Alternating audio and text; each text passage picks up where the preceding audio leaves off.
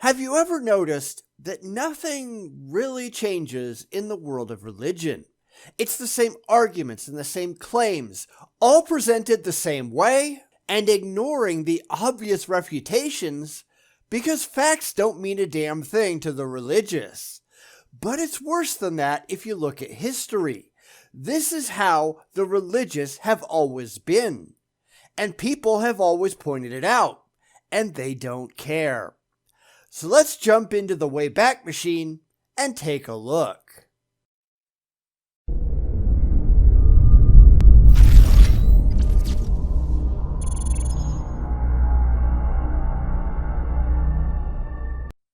Today, we're going to look at a blog post by J Krueger where he acknowledges a very simple and straightforward truth, then tries to shift reality because the truth makes him sad. Why is it that so many theists are so emotionally unstable? I want this to be true because it makes me happy. Not because it's actually true, because, who cares about that, right? But because it gives them emotional comfort. These people are children. They really are. And this is but one more example. So, we start off with an article written back in 2018 by J Krueger called, "Are Christians Ignorant, Uneducated Simpletons?" Sort of. Now, that's the kind of title that you'd expect someone like me, an atheist, to write, but nope. Kruger is president and Samuel C. Patterson Professor of New Testament and Early Christianity at Reformed Theological Seminary in Charlotte, North Carolina. So you'd expect that maybe, just maybe, he might have a pro-Christian view, and if this is the best that he can do, then I'm not holding out much hope for the religious side. But nope, he's going to go through and historically shred Christianity and Christian adherents throughout this article and show that the religious have never been all that bright. Because they haven't, and they still aren't. So let's dive in. Some things never change, at least when it comes to what critics think of Christianity. When we hear modern-day stereotypes of Christianity, we might assume that they are, modern. These are criticisms, we think, that pertain to the present cultural movement in which we find ourselves. But a quick survey of the earliest Christian critics shows that there really is nothing new under the sun, even when it comes to complaints against Christians. In other words, the same problems that Christians suffer from today, they suffered from all the way back to their origins 2,000 years ago. This is really no surprise. Christians are not now, nor have they ever been, all that smart, and that goes for all religions equally. These are just dumb people with an overabundance of emotion, looking to feel good any way that they can. We are not the first people to ever recognize these things. There are people who have called them out on it before, and the Christians never learned that lesson. They are just as dumb today as they always were. And that's pretty damn sad, isn't it? Celsus, who was a 2nd century philosopher, provided a critique of Christianity that is wide-ranging, but there are 3 fundamental criticisms he levels against Christianity, and I will deal with each of them in a short 3-part blog series, which unfortunately we're not going to get to in this video, but maybe later, who knows. And here's why Celsus's critiques are so effective. Each of them have an element of truth in them. They are partly right, and partly, or he hopes, perhaps mainly wrong. Except I don't think that you're going to find any of them that really are wrong at all. At least not objectively. They might hurt your feelings because you are emotionally invested in believing in some of these crazy religious absurdities, but I've got a feeling that he was right about the religious then, just as we are right about the religious today. But let's see what Kruger has to say. So let's take a look at what Celsus thought of Christianity back in 177 CE. The following are the rules laid down by the Christians. Let no one come to us who has been instructed or who is wise or prudent, for such qualifications are deemed evil by us. But if there are any ignorant or unintelligent or uninstructed or foolish persons, let them come with confidence. By these words, acknowledging that such individuals are worthy of their God, they manifestly show that they desire and are able to gain over only the silly and the mean and the stupid with women and children. And this upsets Kruger, and he says, ouch. And then he lists all of the adjectives that Celsus used to describe his religion. It's a damning list to be sure, but it's just as true today as it was in the past. So let's look at that list. Ignorant, unintelligent, uninstructed, foolish, silly, mean, stupid. Now, how many of those do you think aren't perfectly applicable today? Because the religious purposely target the ignorant and the unintelligent. They go after children, incapable of rational evaluation, to force their beliefs into their innocent heads.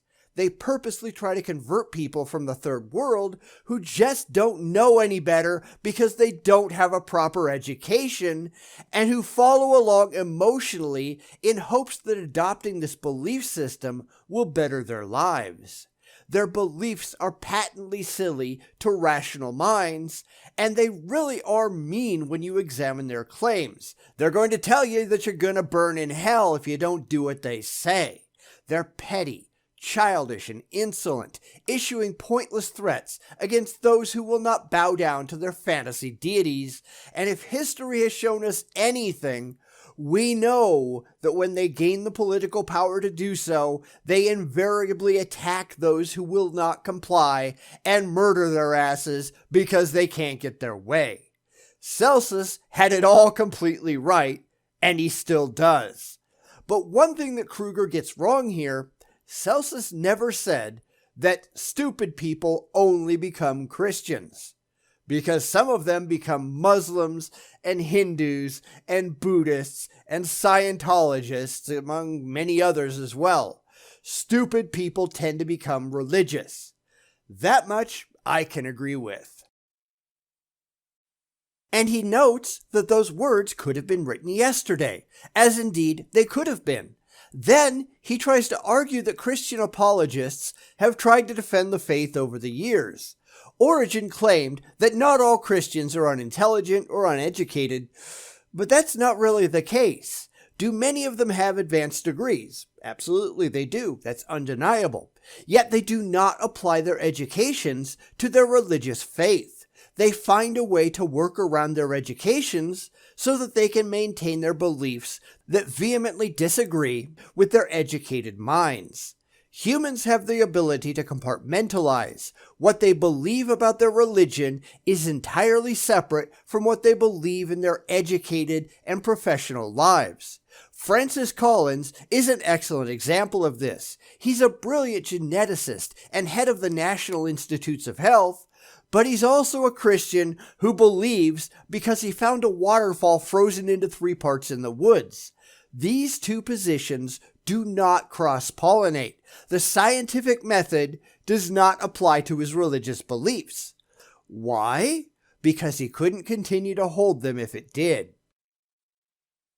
He goes on to say that Paul in the Bible claims that Christianity is sensible, coherent, and reasonable, yet when you evaluate it without the emotionally comforting mind poison that Christians must first ingest, all of that proves to be absurdly false.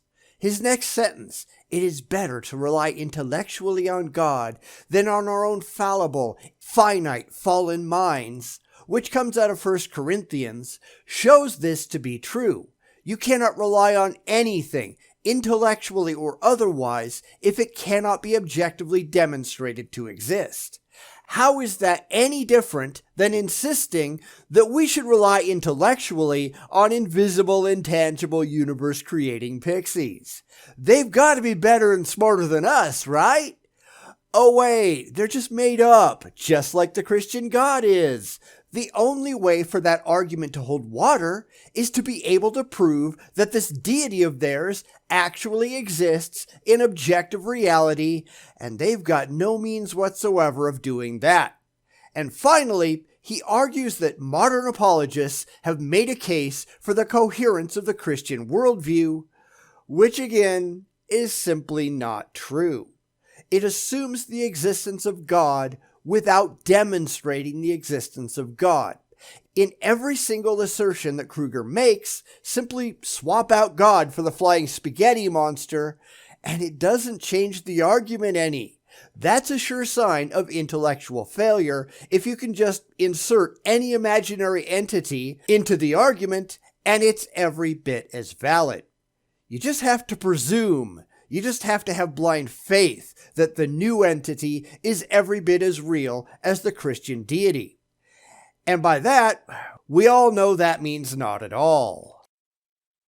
And if that's not enough, then he goes on to try to pull a fast one, claiming that women were actually treated well by early Christianity. Well, that certainly isn't demonstrable in the Bible, is it? There are more than 100 verses in the Bible that paint women as inferior to men.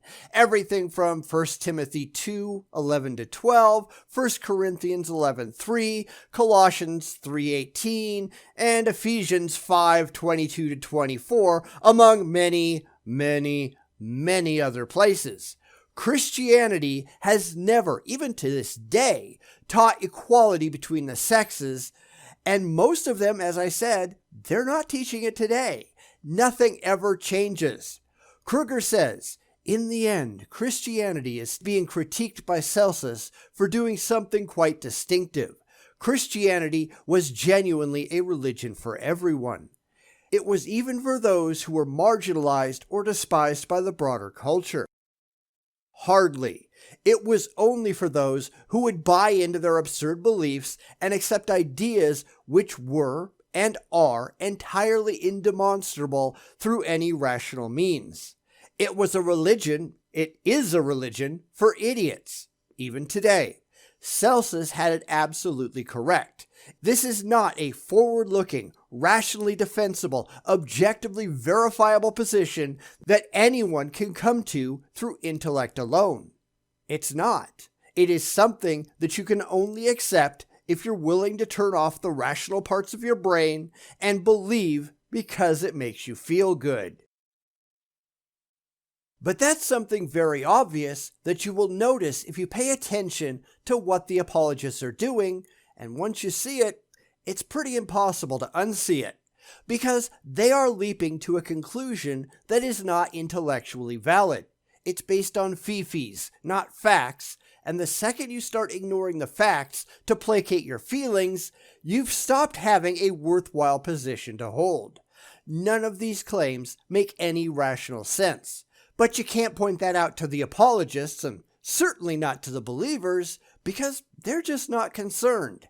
The facts don't matter. Reality is inconvenient. You have to cater to their emotions, or they'll stop listening. Here's one thing that Kruger was right about, and that's that Christianity and other religions never actually change. They were as dumb and dense 2,000 years ago as they are today. Christians are ignorant, uneducated simpletons, at least when it comes to their religious beliefs. Pointing that out, it doesn't faze them though. They don't care. So long as they get their emotional jollies, they're perfectly fine with that. Some like to make excuses about it like, well, that's fine.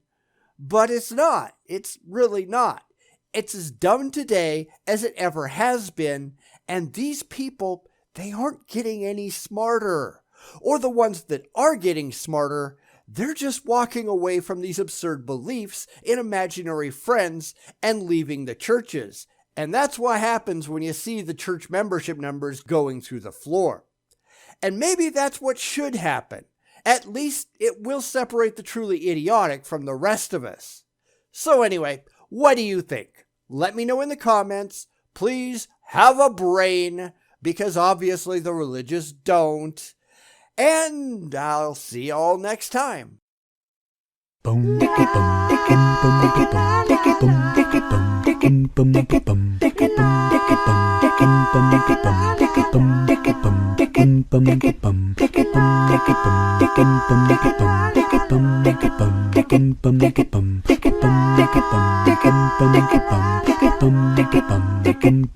bum.